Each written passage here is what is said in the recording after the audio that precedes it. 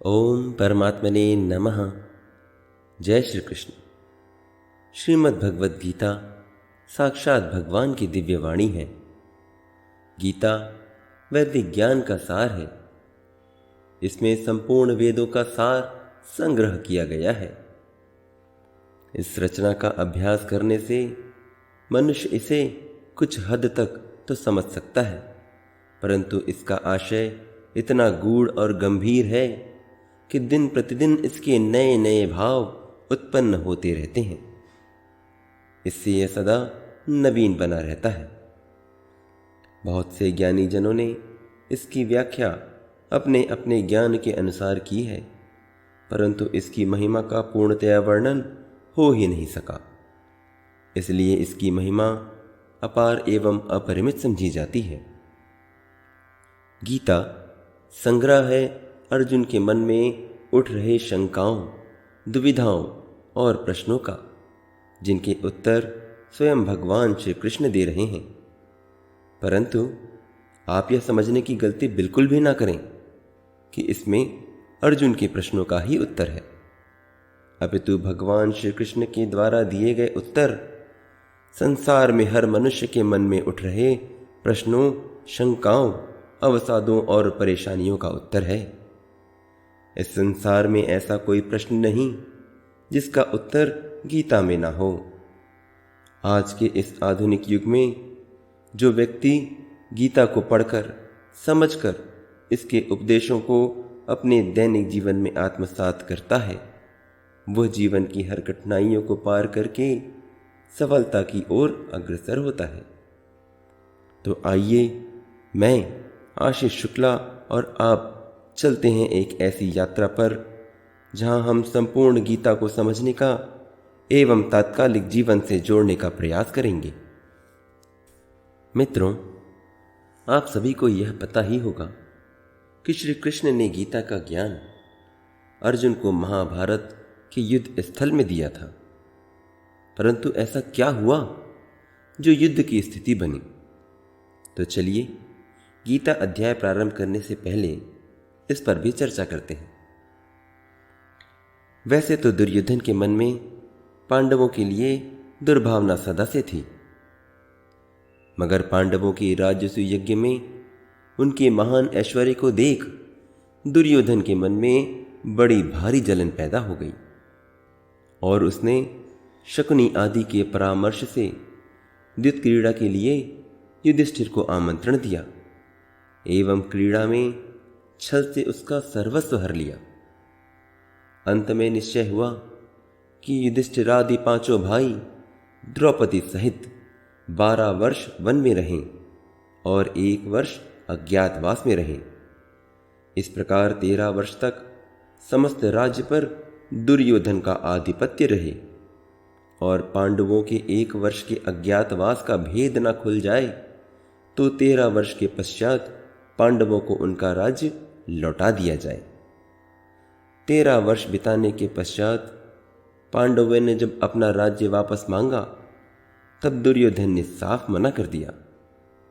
तब स्वयं भगवान श्री कृष्ण पांडवों के संदेशवाहक बनकर शांति का संदेश लेकर धृतराष्ट्र के राजसभा में गए, जहां उनका यह प्रस्ताव अस्वीकृत हो गया तो युद्ध निश्चित हो गया। युद्ध के पहले भगवान श्री कृष्ण को रण का निमंत्रण देने और सहयोग की अपेक्षा लिए दुर्योधन और अर्जुन दोनों ही पहुंचे। तो श्री कृष्ण ने कहा, मैं इस युद्ध में 2 प्रकार से सहायता करूंगा। एक ओर मेरी अत्यंत बलशाली नारायणी सेना होगी और एक ओर मैं युद्ध न करने का प्रण लिए अकेला रहूंगा। इस पर अर्जुन ने भगवान नारायण श्री कृष्ण को मांग लिया और दुर्योधन ने नारायणी सेना मांग ली और बड़ी ही प्रसन्नता के साथ वापस हस्तिनापुर चला गया। इस प्रकार श्री कृष्ण अर्जुन के रथ के सारथी बने और उन्होंने इस युद्ध के लिए अर्जुन का रथ हाँकना स्वीकार किया। इस तरह हम उस बिंदु पर आ जाते हैं जहां से भगवद गीता का शुभारंभ होता है, जहां सेनाएं युद्ध के लिए तैयार खड़ी हैं और धृतराष्ट्र संजय से पूछ रहे हैं। अध्याय 1। धृतराष्ट्र संजय से पूछ रहे हैं। चूंकि धृतराष्ट्र नेत्रहीन हैं, वे देख नहीं सकते, और संजय को महर्षि वेद व्यास द्वारा दिव्य दृष्टि प्राप्त है, जिससे वह महल में बैठे बैठे युद्ध स्थल में हो रहे हर घटनाक्रम को देख और सुन सकते थे। धृतराष्ट्र उवाच धर्मक्षेत्रे कुरुक्षेत्रे समवेतायुयुत्सवः मामकाः पांडवाश्चैव किं कुर्वत् संजय। इस श्लोक में कुरुक्षेत्र को धर्मक्षेत्र कहा गया है, क्योंकि यहाँ अग्नि, इंद्र, ब्रह्मा आदि देवताओं ने तप किया था तथा यहाँ मरने वाले को उत्तम गति प्राप्त होती है। इसके अतिरिक्त धर्मक्षेत्र के लिए यह शब्द बिल्कुल सार्थक है, क्योंकि कुरुक्षेत्र के युद्ध स्थल में भगवान श्री कृष्ण स्वयं उपस्थित थे। दूसरी ओर धृतराष्ट्र अपने पुत्रों की विजय की संभावना में अत्यधिक संदिग्ध था, क्योंकि वह जानता था इस पवित्र स्थल का पांडु पुत्रों पर अनुकूल प्रभाव ही पड़ेगा, क्योंकि वे सभी स्वभाव से पुण्यात्मा थे। इसके बाद भी धृतराष्ट्र चाहते थे कि युद्ध हो और भाइयों में कोई समझौता ना हो। वे जानते थे कि वे जो चाहते हैं या जो हो रहा है वह गलत है, फिर भी उन्होंने इसे रोकने की कोई कोशिश नहीं की। इसलिए उनके मन में शंकाएं भी जाग रही थीं, और इसलिए उन्होंने संजय से पूछा, युद्ध की इच्छा से एकत्रित हुए मेरे और पांडु के पुत्रों ने क्या किया? इसी प्रकार जब आपके विचार और व्यवहार धर्म संगत हों तो आप हर जगह सकारात्मक प्रभाव ही डालते हैं, जो आपकी सफलता सुनिश्चित करती है। परंतु जब आपको पता हो कि जो आप कर रहे हैं वो गलत है, वो धर्म संगत नहीं है, तो यहाँ नकारात्मक प्रभाव के कारण आपके मन में अपनी ही सफलता के प्रति संदेह उत्पन्न हो जाता है, जो अंततः आपको निराशा ही प्रदान करेगा। संजय उवाच दृष्ट्वा तु पांडवानीकं व्यूढ़ं दुर्योधनस्तदा आचार्यमुपसंगम्य राजा वचनं ब्रवीत। संजय धृतराष्ट्र को बता रहे हैं कि पांडव सेना की व्यूह रचना इतने विचित्र और अद्भुत ढंग से की गई थी कि उसको देखकर दुर्योधन चकित हो गया और अधीर होकर स्वयं उसकी सूचना देने के लिए द्रोणाचार्य के पास गया। वह चाहता था कि महान आचार्य गुरु द्रोण पांडवों की व्यूह रचना की अपेक्षा अपनी सेना की और भी विचित्र एवं अभेद व्यूह रचना करें। इस श्लोक में दुर्योधन को राजा शब्द से संबोधित किया गया है। इसके बाद भी द्रोणाचार्य को अपने स्थान से न हटाकर दुर्योधन ने ही उनके पास जाना उचित समझा, क्योंकि द्रोणाचार्य वयोवृद्ध और ज्ञान वृद्ध होने के साथ साथ अनुभवों के भंडार थे, तथा दुर्योधन को अपना स्वार्थ भी तो सिद्ध करना था। इसी प्रकार जीवन में ज्यादातर मनुष्य अपना काम निकालने के लिए या अपना स्वार्थ सिद्ध करने के लिए दूसरों का आदर किया करते हैं, या बोलचाल की भाषा में कहें तो जी हजूरी में लग जाते हैं। पश्यताम पांडुपुत्राणाम आचार्य महतिम चमूं व्यूढ़ां द्रुपदपुत्रेण तव शिष्येण धीमता। द्रौपदी के पिता राजा द्रुपद के साथ द्रोणाचार्य का कुछ राजनीतिक अनबन था। इस अनबन के फलस्वरूप द्रुपद ने एक महान यज्ञ संपन्न किया, जिससे उसे एक ऐसा पुत्र प्राप्त होने का वरदान मिला जो द्रोणाचार्य का वध कर सके। द्रोणाचार्य इसे भली भांति जानते थे, किंतु जब द्रुपद का पुत्र धृष्टद्युम्न युद्ध शिक्षा के लिए उन्हें सौंपा गया तो द्रोणाचार्य ने बिना किसी भेदभाव के उसे पूरी शिक्षा प्रदान की। इस युद्ध में पांडवों की सेना की व्यूह रचना धृष्टद्युम्न ने ही की थी, जो संख्या में कम होने पर भी वज्रव्यूह के कारण बहुत ही बड़ी मालूम हो रही थी, जो पूर्णतया सुव्यवस्थित और शक्तिशाली प्रतीत हो रही थी। इसे देखकर दुर्योधन कह रहा है, हे आचार्य, आपके बुद्धिमान शिष्य द्रुपद के पुत्र धृष्टद्युम्न के द्वारा व्यूहाकार खड़ी की हुई पांडु पुत्रों की इस बड़ी भारी सेना को देखिए। इसी प्रकार मित्रों, जब आप कोई शत्रु या समस्या को देखते हैं तो वह आपको बड़ी ही भयंकर और विकराल प्रतीत होती है। ऐसी ही मनोदशा तब दुर्योधन की थी। अत्र शूरा महेश्वासा भीमार्जुना समायुधि युयुधानो विराटश्च द्रुपदश्च महारथः धृष्टकेतुश्चेकितानः काशीराजश्च वीर्यवान् पुरुजित् कुन्तिभोजश्च शैबश्च नरपुङ्गवः युधामनुश्च विक्रान्त उत्तमौजाश्च वीर्यवान् सौभद्रो द्रौपदेयाश्च सर्व एव महारथः।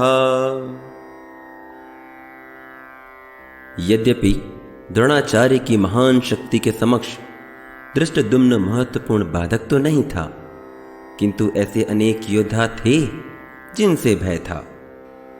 इस सेना में बड़े बड़े धनुषों वाले तथा युद्ध में भीम व अर्जुन के समान शूरवीर और भी योद्धा थे, जैसे महारथी राजा द्रुपद, युयुधान, विराट, धृष्टकेतु, चेकितान, काशीराज, पुरोजित, कुंतीभोज, शैब्य, पराक्रमी युधामन्यु तथा अत्यंत बलवान उत्तमौजा, सुभद्रा पुत्र अभिमन्यु एवं द्रौपदी के 5 पुत्र, ये सभी महारथी थे। इस तरह दुर्योधन शत्रु पक्ष के सभी महारथियों के नाम गिना रहा था, जो युद्ध के विजय मार्ग में बाधक सिद्ध हो सकते थे। इसी प्रकार हमें भी अपने शत्रु या प्रतिद्वंदी के बारे में सब कुछ मालूम होना चाहिए। उसके हर मजबूत मोर्चे पर आपकी नजर होनी चाहिए। उसके मजबूत आधार स्तंभ के बारे में पता होना चाहिए, जैसा कि दुर्योधन भी कर रहा है। अस्माकं तु विशिष्टा ये तानि बोध द्विजोत्तमा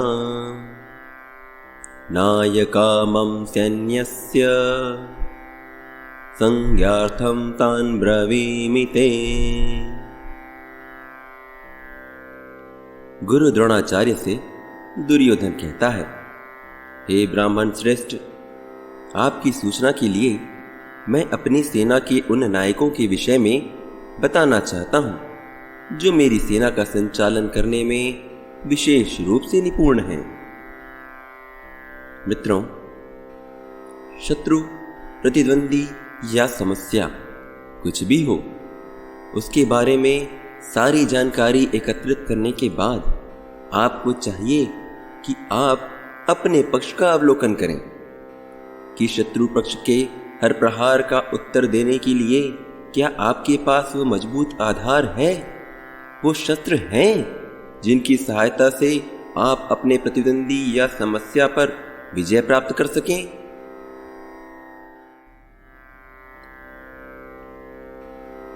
भवान् भीष्मश्च कर्णश्च कृपश्च समितिञ्जयः अश्वत्थामा विकर्णश्च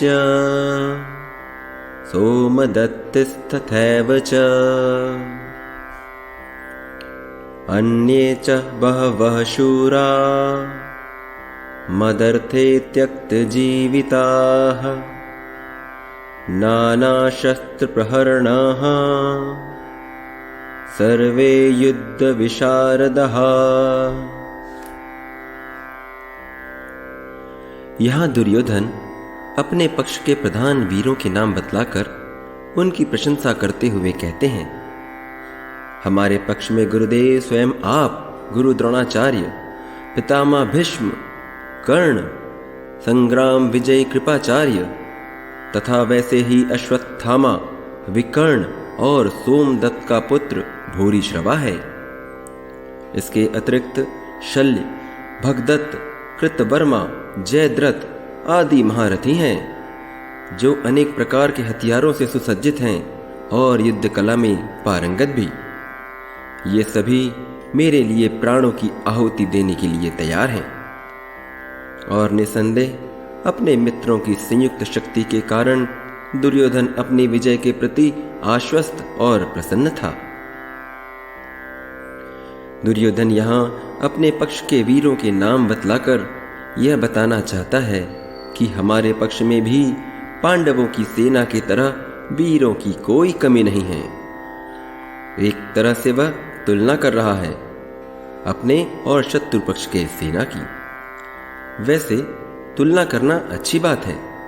इससे हम अनुमान लगा सकते हैं कि किस प्रकार की चुनौतियां सामने आ सकती हैं और कैसी शैली से उसका निराकरण किया जा सकता है। अपर्याप्तं तदस्माकं बलं भीष्माभिरक्षितं पर्याप्तं त्विदमे तेषां बलं भीमाभिरक्षितं। तुलनात्मक शक्ति का अनुमान लगाकर दुर्योधन सोच रहा है कि अत्यंत अनुभवी सेना नायक भीष्म पितामह के द्वारा संरक्षित होने के कारण उसकी सशस्त्र सेनाओं की शक्ति अपरिमेय है। दूसरी ओर पांडवों की सेना कम अनुभवी नायक भीम द्वारा रक्षित है, जो भीष्म की तुलना में नगण्य है। इसलिए उसे पूर्ण विश्वास था कि भीष्म की उपस्थिति में उसकी विजय निश्चित है, क्योंकि भीष्म कहीं अधिक उत्कृष्ट सेनापति थे। यहाँ दो बातें सामने आती हैं। एक कि दुर्योधन को भीष्म और सेना की शक्ति के कारण घमंड हो रहा था, जो कदाचित सही नहीं है, और दूसरा किसी पर अति विश्वास करके सारा बोझ उसके कंधे पर डाल देना, यह भी गलत है। आपको भी समझना होगा कि अपनी शक्ति का घमंड करना या किसी पर जरूरत से ज्यादा विश्वास करना आपकी विफलता का कारण बन सकता है।